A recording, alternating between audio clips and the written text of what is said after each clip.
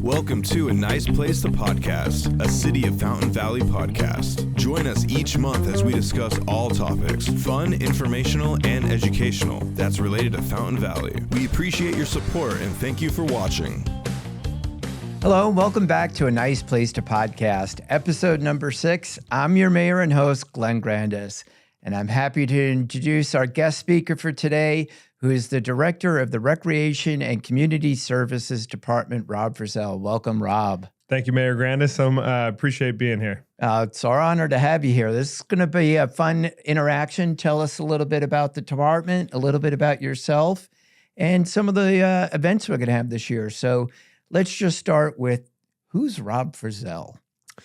Wow, that's getting a little bit longer of a question these days. I'm getting a little bit older, but I'm proud to be a 10-year member of the City of Fountain Valley.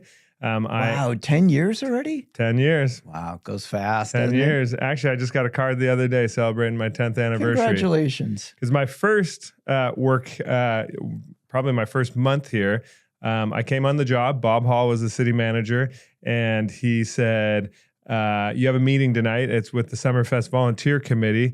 The event's in a couple weeks. I'm going to be out of town. Don't screw it up. And I was like, whoa, okay. But it was my first introduction to what Fountain Valley is all about. Just the amazing volunteers, as you say, the fantastic volunteers for FV here. So you where you came from, these type of events, who put those on? So mainly based on the city. Everywhere I've been before I was in a Long Beach, the largest city I've worked for. I started my career there as a part-timer with adult sports, youth sports, and some special events programming. And then I got my first full-time job with the city of Huntington Beach in 2005, and I worked there for about 10 years. It's a different city. I'm not going to say anything bad. I absolutely love Huntington Beach, but my heart's in Fountain Valley. But we have such a small, connected city, and in those larger cities, it's more difficult to get a solid group of committee members that dedicate the time and energy for one specific goal, like we've had with the foundation or we have with Summerfest. And really, that's what the separation is. And I realized that really quickly. But that's what made you nervous when you found out it was an all-volunteer committee, because that typically means that city staff does the majority of work, and there's a volunteer group that assists. Here, it's quite the opposite. That volunteer committee really does the work. As you know, you were out there more than I was this weekend. And the staff is there to assist and support as needed. Well, Summerfest is so much fun. It's my honor to be there and to help out with the credit cards and Wi-Fi, and that was my role in there. But let's talk more about Rob again. So what is it like to be in charge of that huge department? And tell us a little bit about your department. Well, it's funny that you say that, because I gave a nice opening speech today. We have an all staff training today for about 45 to 50 staff members in our department. Wow. The vast majority are part-time employees. And now with our creation of our 3 new full-time specialists that haven't been hired yet, we'll have about 10 full-time and about 40 part-time, depending on the year. I mean, depending on the season. Sometimes summer ramps up and gets slower during the winter or something like that. But it's really important. And I led with, I really appreciate the willingness of these young staff members to be part of this team. And it's difficult to know the impact you actually make as a young staff member on the lives of people in this community. Right. And as I've evolved in my career, I've learned more and more how it actually does impact us. In all facets. And I led with this morning a little story about my grandfather who lived in Monterey. He built his own home there, but his wife and my grandmother had passed away, and we continually tried to get him moved to Southern California, where our whole family is. Right. And he continually said, no, this is where I built my house, and I have my own community up here. And he kept referencing, I have my community center. We go for meals every day. If I don't show up, somebody brings me a meal. And I had never worked in a community or in a senior center at that point, where my office is now at a senior center. And I see those connections that are built through our volunteers and our staff and really our seniors that come in there that make the community center or the senior center So it really gives me that opportunity to tell my staff or our staff, you make such an impact. There's a grandma or a grandpa in that center that's a similar story to my grandfather, that's getting the social engagement, the love, the kindness, the food, the special events that he needs because of what they all do. And then conversely, I also said, I loved parks and playgrounds and everything as a kid. But until I had 3 kids, I didn't know how important they are. And you had 2 boys. I have 3 boys. Realizing sometimes they're tearing the wall off the paint or the paint off the wall, and you got to get them out to a park. You got to have fun. They need to run. They need to engage. But then swim lessons and summer camps. And there's just so much that our staff does that they're not fully cognizant of yet because they haven't reached that point in their life. And I value and appreciate so much that they're willing to be of service to our community, that I'm really proud of them. And so really excited to have that staff training today and kick it off for the summer and getting ready for a long, eventful summer. Well, let's talk a little bit about the departments because, when I hear your titles and you say you work in the senior center, there's so much more to that. So maybe take us to the different divisions of your department. Yeah, so we really have 2 separate divisions, almost 3. We have the recreation and community center, and then we have the senior services, and it's really 3 different roles. And then our center role is kind of community services.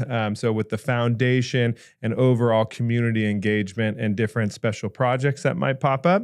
But yeah, so senior and human services is a really important role. We have a sometimes we'll call it an older community here in Fountain Valley. A lot of people have lived here, as you saw in that survey we just put out. A lot of people have lived here for over 20 years. They're over 65 years old. So senior services and linking them to the programs and services that are available to them. But really, it's the most important thing is they get together and they engage. The bridge classes, we have poker classes, we have a pool room. So that's the senior center. That's the senior center. What about the rec center? The recreation center is the rec center itself, and then we have the sports fields at the Fountain Valley Sports Park. The rec center is where we hold all of our camps and classes and fitness classes and volleyball, racquetball, 2 large multi-purpose rooms, and everything that really runs through the Fountain Pen, which is the quarterly guide that goes out to the community, runs through there. And then the sports park itself is just a large 75, 80 acres of sports fields, soccer, a lot of multi-purpose, soccer, baseball, basketball. And if we could fill that park every single weekend, but it needs some downtime on top of it. Yeah, the grass has to grow back. The grass has to grow. There you go. Yeah, exactly. So what about, we're talking about parks. Yeah. How many parks do we have in the city? 20 with our new Moyola Park that was dedicated by the Lennar Project a year ago. Okay, so we have 20 parks. And what is your responsibility over those 20 parks? The programming and services that happen at the park. So we collaborate with our Public Works Department to maintain it. They do all the maintenance and oversee the contracts of the planting and the mowing of it. We will run any of the programs or services and oversights of the playgrounds and the things that people do at the parks. So I know right now, I've seen a few questions lately. A couple of the parks are fenced off right now. So maybe you could talk about, how often we change out the playground equipment. And is that your responsibility or is that Public Works or a combination? It's a combination. They run the RFP and the awarding of the contract, but we work in connection with them on designing it with the contractor.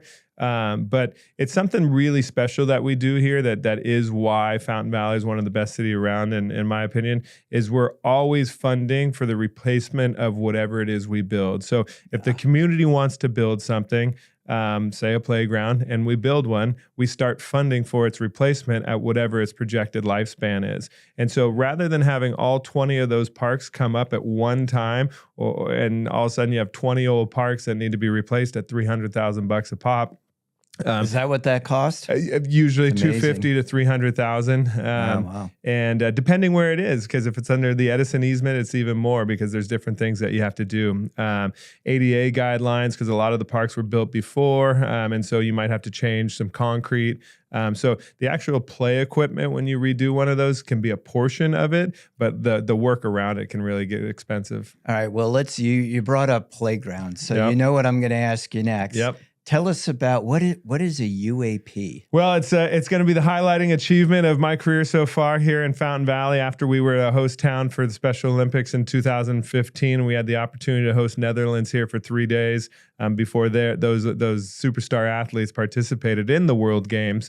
We engaged with Special Olympics like we do annually with their fall games. But it's really important for us to recognize that all people needed to be treated with love, dignity, and respect. And when those I love that. That's great. It's what it's all about. Everybody deserves the same thing. And sports and recreation is really the place where everybody can see everybody's the same and they want the same thing. And I've always thought that, but really when I saw it firsthand with these athletes at the high level that they were willing or able to compete at and the way they engaged with the community. And I've often told this story about when they were meeting the track team at Fountain Valley High School for lunch as part of their kind of tour around the city. They decided to have some races that day. And the track team thought it'd be fun to, get out there and mess around with them a little bit, jog down the course with them.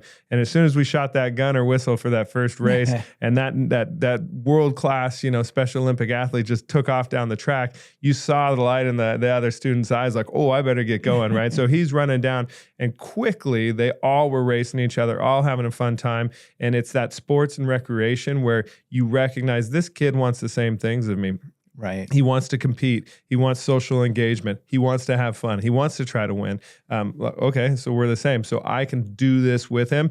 And that's what's so cool about a universally accessible playground. And we're so excited to build it is ADA is awesome. But what that says is if I build a swing set over here on pour in place or accessible, or excuse me, if I put it in the sand, I have to have a like piece of equipment somewhere else that somebody that's not able-bodied or has special needs, they can access that at a different point in the park. Right. And that's great. Everybody has equal access, but they're not learning to play together. They want to swing next to each other. They want to play on the playground next to each other. And that's exactly what a UAP does. A universally accessible playground brings everybody together and allows them to play the way they want to play together in the same spot. So my boys or your boys or whoever it is are playing and they all want the same thing. And that's when you see the differences in the schools when students are mainstreamed and they're in the classrooms and everybody learns and loves together. You learn that you're all the same. Exactly. So tell us a little bit, when should we expect to see the UAP open?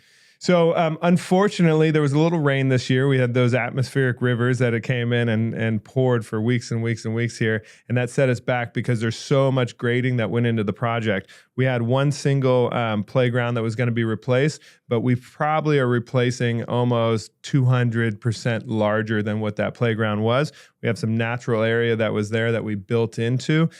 So we are actually expecting them to be completed by the end of this week. For us to go in next week to be able to review like a punch list and identify things that we think need to be fixed or adjusted. So we're getting close. I'm thinking 2 weeks here until possibly opening it up. And then we're hosting a ribbon cutting on August 9th at 10 a.m.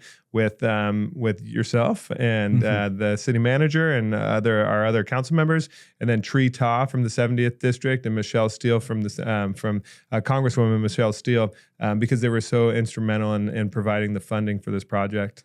Yeah, that's wonderful. It was a great partnership between the state, the federal government, and our local community foundation who did fundraising as well. Over $100,000 of fundraising straight from the Fountain Valley Community Foundation. Wow. And what was the overall cost of the project approximately? About $1.75 million. That's with all contingencies and everything. And we raised well over $1.8 million. So we have a surplus on the project that we'll maintain in a reserve account for maintenance or anything else that we want to add to the facility after we see it. Maybe some more landscape or some shrubs or something like that. Well, great job. I mean, that's fantastic that you're able to do that. And I know that you've been working on this for close to a decade. Well, I'll tell you, I appreciate the kudos, but it was a lot to do with you too, because you went out on a limb and saw that you believe that there would be funding out there and there'd be support for this project. But you believed in our city and our staff to go out there and do it and approve the project. And by allowing us to have a shovel-ready project to present to fundraisers and our elected officials, it was easy to raise the funds. And you saw over $1.8 million come in rather quickly. Yeah, it really was. I thought the fundraising efforts would be even harder, but everybody really supported this, and it's going to be great. So, who could attend that grand opening? Every single person, anybody from around here that wants to. We're encouraging everybody to come out. It's a great time. There's no school in. We're going to work with all of our advisory committee for persons with disabilities, our Fountain Valley Community Foundation, all of our generous donors. The Police Officers Association, Firefighters Association, local hospitals, Memorial Care, all sorts of people supported this project, and we're going to get invitations out to everybody. Oh, that's wonderful. Yeah, I'm really looking forward to this. This is a long time coming, and it's going to be great. So let's talk about other things in the city. My favorite time of year, we're just a little casual today. We're in summertime. One of my favorite things is we talked a little bit about Summerfest. I love that. But what about concerts in the park? Tell us about that and other events coming up. Yeah, concerts in the park is great. It's just the epitome of what like Fountain Valley is. Families and friends coming out on beautiful Thursday nights in July, enjoying some great music, supported by our local businesses and our community foundation. It's just what Fountain Valley is all about. Enjoying each other together and having a lot of fun. So our bands play every that's the foundation every third Thursday. Every Thursday in July, except for this year we have 4th of July. So we're actually moving a concert into October. Which is going to be called Rocktoberfest, and it's going to be awesome. We'll have a date out for that shortly. But every third Thursday in July, 6 p.m., the band will start. I encourage anybody watching to get out there a little bit early because parking does fill up. We anticipate 2,500 to about 4,000 people per concert, and just absolutely a great time. And I hear we have some really good bands this year. We do. We highlighting with Tijuana Dogs. Yeah, exactly. They were all going through my mind. Everybody that we've had over the last weekend. I heard Tijuana Dogs is so popular, and I heard, are we going to move that to the bigger field? There's discussions of that, of moving it over by the University Accessible Playground to give us additional space for the crowd they may draw. And then what is it, DSB, and there's one DSB, and I believe, is it Redneck Rodeo or a country band? Yeah, I can't, we'll figure that part out. One. I'm sure we'll have it up on the screen, all the different bands and such. But DSB is the Journey tribute band that is really popular. Don't Stop Believing, DSB. There you go. So it's got to cost a lot of money to attend these events. What does the city charge for somebody who wants to watch the concert? Well, that's the beautiful thing. Fountain Valley is so interconnected that working with our local businesses, we generally cover all the operational cost or the logistical cost of putting on an event like this. So a regular concert will run anywhere between $8,000 to probably $12,500, and that goes from the stage to the lighting. Band costs are going up. But I was asking more the cost of the attendee to go. Oh, it's absolutely free. Free. That's a pretty good price. Well, that's because our businesses want to support it. And from, the hospitals to Mimi's Jewelry to Crash Champions to Hyundai. Republic, Hyundai with the $100,000 they donate every year. It's what connects our community to the businesses and the businesses to our community. And when we go out and we talk to these businesses about sponsoring, we always let them know, listen, we don't want your sponsorship one time. We want to work with you to find something that works for you, that you want to continue to partner with the city because you're seeing a mutually beneficial relationship at these special events. And so working with Hyundai on their grant distribution through the Community Foundation, and working with the hospitals and Republic to get their education out about whatever programs and services they have going on. They all see that benefit. They're getting to interact directly with our community, but then vice versa, because they've given us that money, we get to make the event better. We can get drone shows or fireworks. or better bands. And so it just keeps escalating and making it better for our residents. Yeah, well, you're doing a fantastic job because the events we keep putting on are getting better and better. So what about August? I know we talked about July concerts in the park. What do we have coming up in August? August, we have National Night Out. We have a movie in the park on August 6th, which is always fun. And that's in collaboration with the police department. And then that weekend, we have the sold out camping, great Fountain Valley camp out in the park. It's a great way to come out and engage, the outdoor camping lifestyle in kind of an urban setting. We put it out on fields 5 and 6 at the sports park, and it sells out instantly every single time we put it out. August is a great time for the Fountain Valley, but it's really one of the cool things is that's when we host some of our largest sports tournaments of the year. We work with a company called Premier Girls Fast Pitch, and they bring in 2 straight weeks of some of the best girls softball players in the country. In collaboration with Huntington Beach, Irvine, and us, we host a large tournament. It's Monday through Sunday. Every college coach you can ever think you'll see, you walk out there, they've all got their hats on from Oregon State to Oklahoma or whatever it is, and they're out here scouting these girls, and they are top notch. But it's a great deal of revenue for the city too. Right. They rent the fields for the whole time, but they're staying in the hotels. They're buying the food. They're buying the gas. I live right next to the hotel, so I see them all the time at that time of year, and it's great because they're then going to dinner and contributing to our local businesses as Absolutely. well. So that's a good thing. So that's kind of our balance in our department is, the special events for the community, the economic drivers for these larger tournaments, the downtime for the fields to be able to grow and relax, Right. And then maintaining it with all the staff needs that go into it. So it's a nice balance. And really that's what my job is to balance all those factors together, to provide the community with, the quality of life that they're looking for.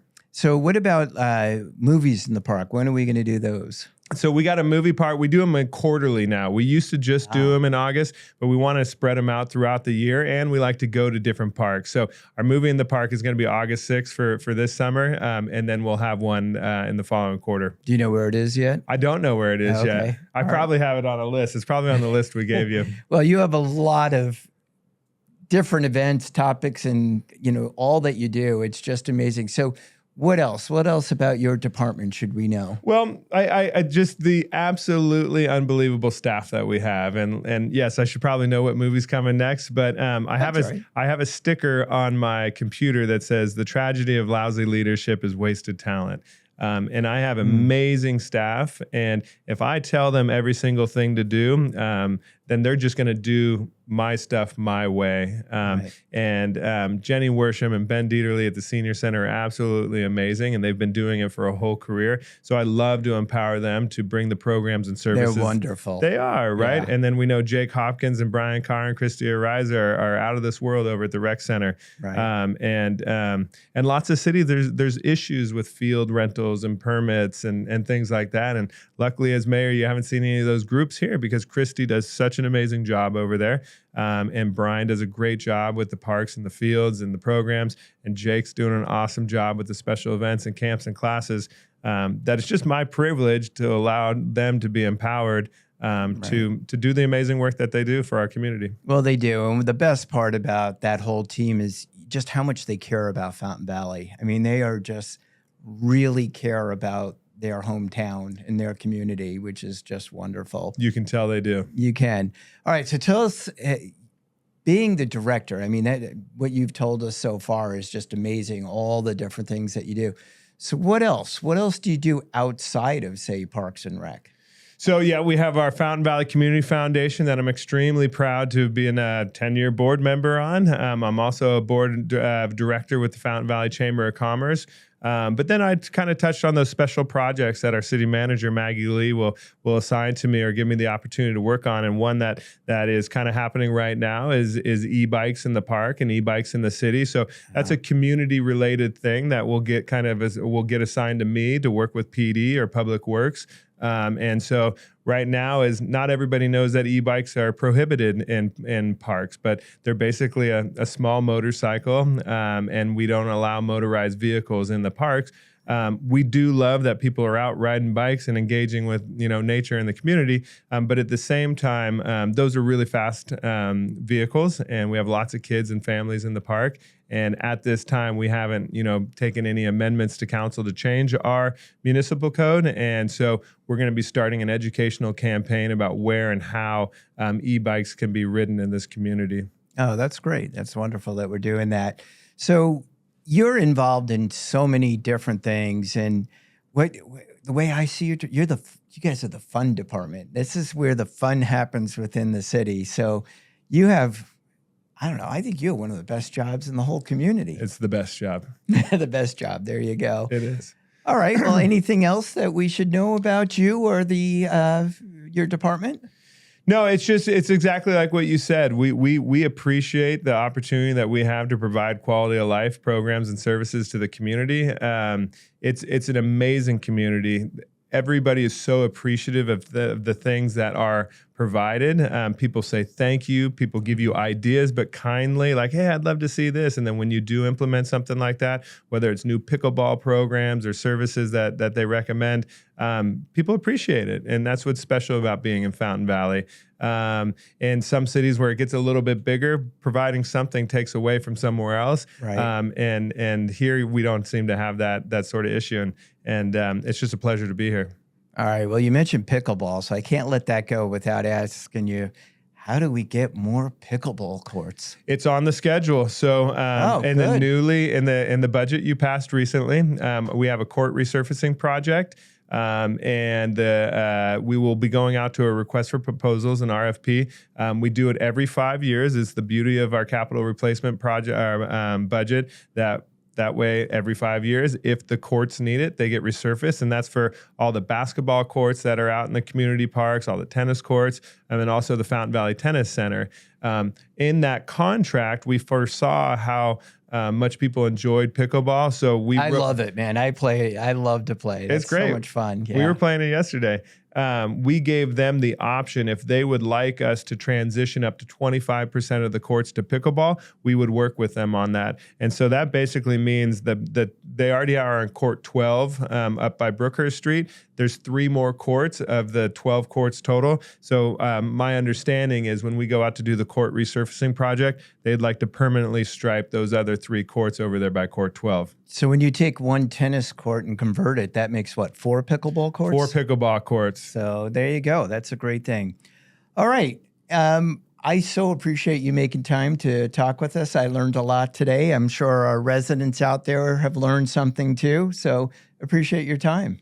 I appreciate the opportunity to be here, and I appreciate the opportunity to work for the city of Fountain Valley. There you go. Well, and hopefully we'll see everybody out at the concerts in the park.